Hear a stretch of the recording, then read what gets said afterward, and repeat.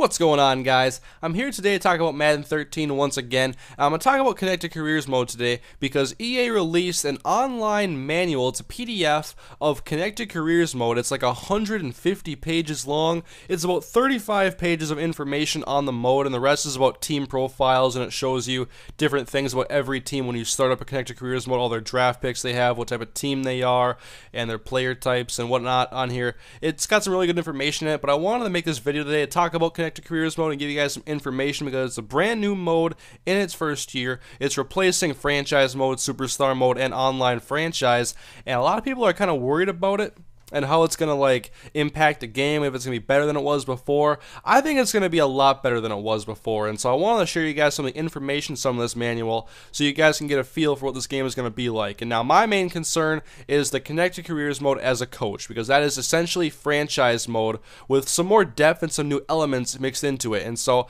I'm going to get into it here, guys, and when you start off your coach, you're going to have to make your coach with a backstory. Now what that means is that you're going to have kind of a personality to your coach, which means you can either be a motivator, a strategist, or a team builder. And now, whichever one you pick, that'll impact some of your abilities as a head coach. If you want to be a motivator, then you're going to have a 25% discount on packages for increasing your free agent's interest in signing with your team, as well as 25% off packages, decreasing the odds of a player retiring. And so essentially, the motivator is good at keeping players on his team and is good at luring free agents to his team. So the XP bonuses, by the way, if you didn't know, you like earn XP as you play games and as you achieve goals. And so if you're playing as the Green Bay Packers, perhaps your goal is going to be to win 12 games in a season, win the division, go to the conference championship game, something like that. And as you achieve goals, you earn XP, and there's a number of different packages you can spend those on in the game that are going to help out your team, help you grow your team, and help scout players and whatnot. I think it's going to be really in-depth. It's going to be a lot of fun this year. That's part of why I'm really excited for this. Now, looking at strategists, these are the coaches that are all about the X's and O's and knowing how to beat certain defenses and knowing how to use their team to their best advantage.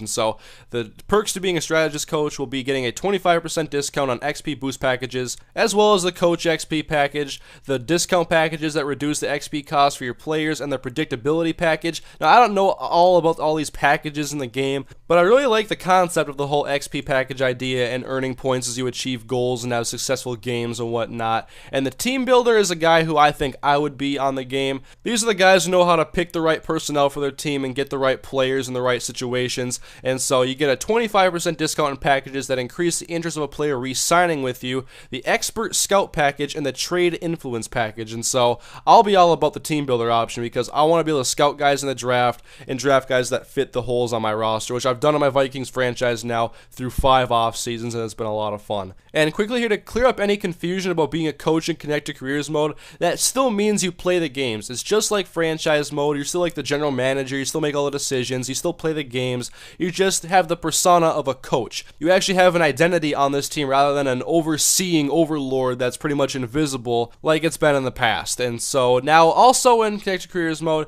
you can be a player, and there's backstories now for being a player. You can be a high draft pick if you want to go and start earlier. You'll have higher goals and tougher ones to meet, and they give you the quickest ability to start right away on your team. A low draft pick, obviously, you're going to have to try your best to be able to even be on the starting team or even get much playing time in your first year. Your goals are going to be as high, but the one I want to do, obviously, I love the challenges. You guys know that. And so I'm all about the undrafted player backstory where you're going to have to really earn that XP and grind it out and try your best to become a player at some point, become a role player, probably start out playing some special teams, getting some tackles, then getting some reps in preseason and proving your worth and moving up the depth chart. It's going to be a lot of fun. And this year, you're not going to start right away unless you're like a top 10 draft pick or something like that. But I don't want to be a top 10 draft pick. I want to build something. I love that's what all my series are pretty much all about, is about building something. Something else that's very new to the Madden franchise that is in Connected Careers mode this year is 5 new ratings. They're not going to affect the way your player plays on the field,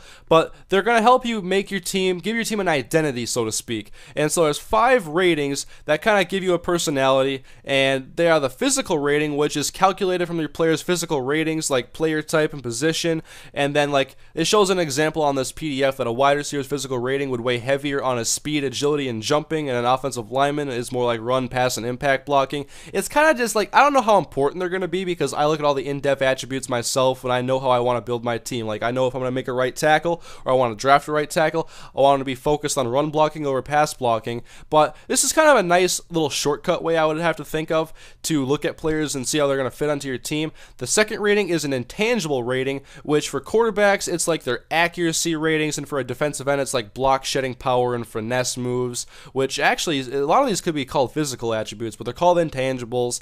Then there's size ratings, which is height and weight, which is going to give your player's identity as far as like a running back. Like it says here, a 6 foot, 247 pound running back that is a power back would have a 99 size rating, but if he was supposed to be a speed back, his grade would be a lot lower. And so what I kind of think about these ratings so far, I have 2 more to go, by the way, to give you a description of. I think they kind of help players who maybe don't follow the NFL as close as everybody else and don't really want to go and look at all the in-depth attributes and learn all these things. And they can also be helpful to those who don't want to go in and look at all the in-depth attributes and just want to see an overall description of how this guy looks, or if they want to compare two players that are 2 power backs, maybe they can compare the intangible ratings and just see how they stack up that way. But I'm still probably going to go ahead and look at all the in-depth attributes like I've been doing for the past number of years in franchise mode. It's just what I'm used to and what I like to do. And now we get to the fourth rating, which is the production rating, which is calculated by the player's season and career stats, their position, and their age, which is pretty cool, I think, because you can compare guys like a 30-year-old receiver to a 25-year-old receiver,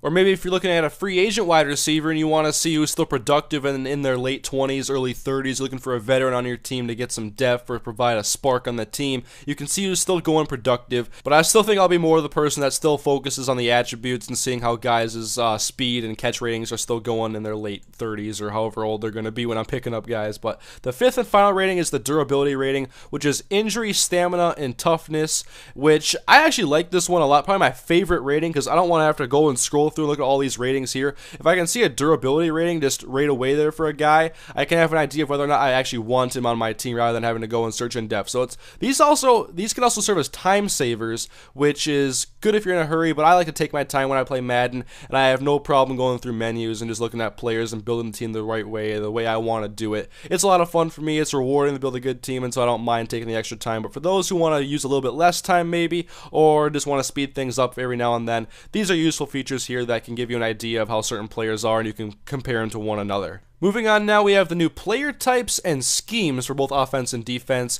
Obviously, when you look at players at any position, there are multiple types of players that can play a halfback, like a power back, a speed back, a receiving back, a balance back, stuff like that. So we look at quarterbacks, of course. You have your pocket passers, Tom Brady, Eli Manning, Drew Brees, etc. You have your dual threat quarterbacks like Cam Newton and Michael Vick. You have Aaron Rodgers, who's a great quarterback. He's a field general. He has, which is described on here as a high awareness, throw on the run, and play action. He can make all the throws, and he can throw on the run indeed. I'm not sure if Aaron Rodgers is a field general in this game, but that's the one I would personally give him if I had the option.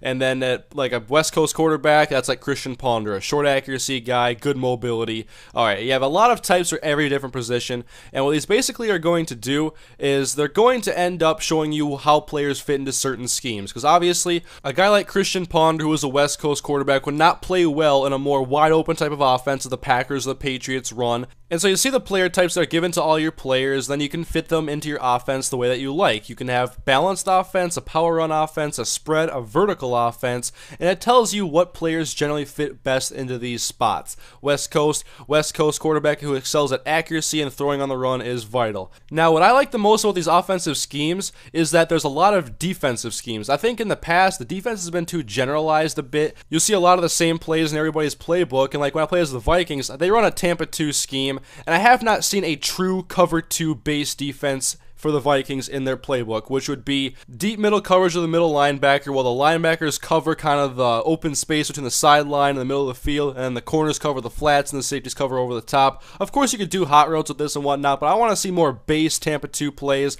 and I want to see more specific plays. Like, I want to see plays in the Vikings playbook that aren't in anybody else's playbook. I want to see more variety and less generalized plays that I see all over the place. And it's that way in offense, too. I mean, I want to see some more variety, especially when you have these new schemes. If you're going to dedicate schemes, I think you have to get more dedicated playbooks to these schemes. And I know when you look at playbooks, you can see teams like there's a Vikings jet sweep and some shotgun formation on Madden 12. There's stuff like that's pretty cool. I want to see a little bit more depth there. I'm not sure how hard that is to make, but it would be pretty cool if there was a little bit more variety like I was talking about before. But just to list off all the defensive schemes they have in here, there's an attacking 4-3, a base 4-3, an attacking 3-4, a base 3-4, and the hybrid multiple front, which is pretty new actually. And I believe this will be a very popular scheme if it has a good playbook in Madden 13 because it's going to allow you to do both 3-4 and 4-3 like the Patriots do a lot of. And then you have the Tampa 2 scheme, which the Minnesota Vikings run, and a zone blitz 3-4. And now we're going to move on, and it gives a section showing where you're going to be able to start early when you play Connected Careers mode. Obviously this is for being a player, and it shows like if you're going to be a quarterback, your best places to start or best chances to start are in Cleveland, Jacksonville, Kansas City, Minnesota, and Tennessee. And it lists that for every position. And then it shows coaches that have like what teams are ready to win now. Obviously Baltimore, Green Bay, New England, New Orleans, and Philadelphia list. Then major rebuilding needed. My Vikings are on that list, of course. St. Louis, Minnesota, Miami, Indianapolis, and Cleveland. And there's a couple more lists on here as well, but I'm not sure how important these lists are, but they're kind of helpful if you're not really sure about all the different teams in here. And then it talks about being a coach and spending your XP. And now, like I talked before, there's a lot of things you can do with XP in this game. There's like boosting the odds of a player not retiring or re-signing, which the XP, in my opinion, it's a good mechanic because it takes the place of things you can't do because it is a video game. You can't sit down and try to convince one of these players not to leave. But if that's your persona as a coach, you can use the XP. It kind of just mimics the action then, or trying to convince free agents to come to you. If you're a very charismatic coach and you can convince guys to come, use the XP in that situation to make it more likely. I like the way that is implemented because I think it makes it a little bit more kind of realistic, to be honest. Yeah, that's the way I look at it. And so as a coach, you'll obviously earn XP like I've already been talked about for a lot of this video, but also your players will earn XP based on their in-game performances and their own goals. And so each player will have their own amount of XP, and you can use that XP. I'm assuming it's used to like increase their ratings maybe, because I'm not sure how the progression really works. Like I hope it's statistical based still. Like maybe you can make big jumps after a season if you have like a, let's see, an 80 catch 1,000-yard season with 12 touchdowns. You should have a big jump there in your ratings, and maybe the ones in the season are a little bit more subtle. And it talks on this PDF about how you can progress your players the way you want them to. If you want to have a smart team, you can increase the awareness and play recognition of your players. Or what I would do is I would like look at a quarterback like Christian Ponder, and I would try to improve his accuracy ratings. I would try to make him a little bit better in the pocket and whatnot, and throwing on the run. Obviously that fits into his West Coast quarterback build in a West Coast offense. And you don't have to do this yourself, you can have the computer do it, but for someone like me who loves the in-depth works of franchise modes and video games, I'll be doing everything myself. Next, it talks about scouting players, which is going to work a lot more like NCAA 13 does. And in the past, scouting has been really bad, and like when you scout during the regular season on Madden 12 franchise mode, you unlock ratings like pass blocking for a cornerback or speed for an offensive lineman. It's not always things that are important to you, and it's usually nothing you're looking for. And so it says every week you earn scouting points that can be used to unlock ratings, traits, and even the player type of somebody in the draft, which is important because if you're looking at a quarterback, obviously you want to make sure he fits your offense. If you're looking at a running back to maybe back up your speed back, you maybe want to get a change of pace power back, not another scat back or another speed back. And it shows on here, which is kind of why I say it's like NCAA, even though it's more personable than Madden. It's a lot different as well, but it shows you can unlock individual ratings, and it shows someone on here with 2,000 scouting points and like unlocking certain attributes like speed's 100 points, agility is 100 points, but I think these points are for your overall draft board, and so you want to spend them wisely each week. And I think you can save them up from week to week because it shows you unlocking somebody's overall rating being 10,000 points, which I'm pretty sure you wouldn't get that every week because you could simply unlock way too much for every player and it'd be way too easy to do the NFL draft. And so I like the scouting features in this game. It's looking much improved from any past Madden. Moving on, once again, a new topic, branching storylines, which is a new feature that they are really pushing, it looks like, in this PDF. And it's talking about the branching storylines that can have a handful of players whose path to the draft may take several twists and turns. And so maybe there's going to be guys who drop out of the draft or whatnot, or guys who have bad seasons, or guys who are rising up the draft boards. And it's kind of just like stories. It shows the Twitter feed on the side. If you haven't seen the Twitter feed, it's a pretty cool feature. It's going to show that, like, Skip Bayless and other analysts talking about how guys in the draft are playing and who they're hyping and whatnot. So maybe they're going to be hyping some guys going to go in the 4th round. You're like, he has great arm strength, he has very good mobility, but he needs to improve his accuracy. So you can see that he's probably a project quarterback, probably not ready to start yet, and so you can use that information into your draft strategy then, and just remember things over the course of the season. Look at the Twitter feed and the branching storylines. Moving on, the contracts now about extensions and getting fired.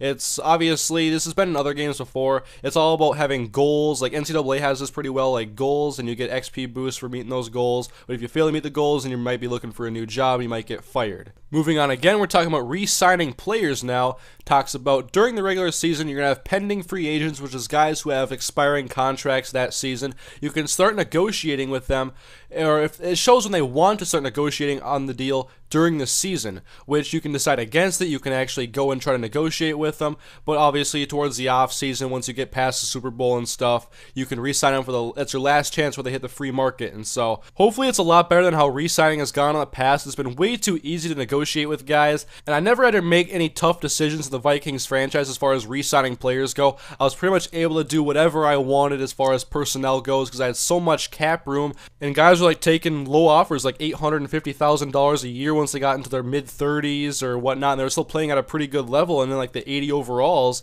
it's like you should be still asking for some pretty good money even if it's your third contract of your career. And even in my last Vikings franchise episode I did in the offseason where Christian Ponder, I had to re-sign him, I didn't have to give him a very good big deal at all, and he had won a Super Bowl for me, he had led us to 2 playoff appearances, and he was asking for I think like $5 million a season, which is not going to happen. It would have been more realistic if he was asking for between like $9 and $12 million a year. So I want to see guys negotiate realistic contracts where I'm actually have to make some tough decisions based on the salary cap and what I can do with the money I have remaining. Another big part of the offseason, which they introduced last year in Madden 12, is free agent bidding, which I actually liked a lot last year. It was pretty fun, and it wasn't like the greatest mechanic I thought, but it was still enjoyable and I liked it. And it shows on here their current market value. It's a lot different than last year, it looks like, from the interface and everything. It shows Marcel Reese, a fullback for the Oakland Raiders, and he is wanted by the Oakland Raiders and the Indianapolis Colts. His market value is between $1.58 million and $1.92 million. Shows his overall, his age, his player type, which is a receiving, running fullback. He has 2 bids. No offer has been made to him when he fits a vertical offense. So I like the setup they have here in the free agency bidding. It looks a lot different than last year where you basically would just honestly bid. It's like eBay with these players. And I think this time around you're actually going to negotiate every time someone makes a counter offer that's better than yours, which is a lot more realistic. It was fun last year, but this is a lot better, especially with this new Connected Careers mode being a lot more in-depth, a lot more serious. I think this is a good jump for free agency bidding. It looks really nice too. And the final part I have to talk about is the NFL draft. There's a brief description, talks about how tweets are be flying in from the sports personalities that are built into the game, talking about recent selections and how guys are going to fit in, talking about their storylines and whatnot. That looks pretty cool as well. I like that implementation there. And so as always, you draft the players that you want, and then it says, this year we have taken out the option for you to negotiate with the rookies you have drafted. It's automatically done, and it's done in a way that replicates the new rookie contracts thanks to the new CBA. So signing rookies is going to be automatic this year. I'm guessing that means there's not going to be any contract holdouts from the rookies or anything like that. It's going to be pretty simple, small contracts that you really don't have to worry about too much. And so that is basically all the information that is in this manual, guys, for Connected Careers mode. As far as the mode goes, they have another 100 and some odd pages about team profiles. And so in the description, I'll give you guys a link where you can go and check out this manual for yourself, read over Connected Careers mode if you want to look a little bit more in-depth than I shared with you guys. I share all the main points anyway, and look at the team profiles perhaps as well. And so I hope in this video I gave you guys some good information about Connected Careers mode in Madden 13. This is one of the longest commentaries I've done in a long time, over 18 minutes. So hopefully you guys enjoyed it. If you did, please leave a like, favorite the video, share the video on Twitter so other people can see this as well and learn about Connected Careers mode. But anyways, guys, I'm excited for Madden 13. You guys know that. Now you should know a lot more about Connected Careers mode than you did before. So thank you guys for watching. I'll see you guys next time.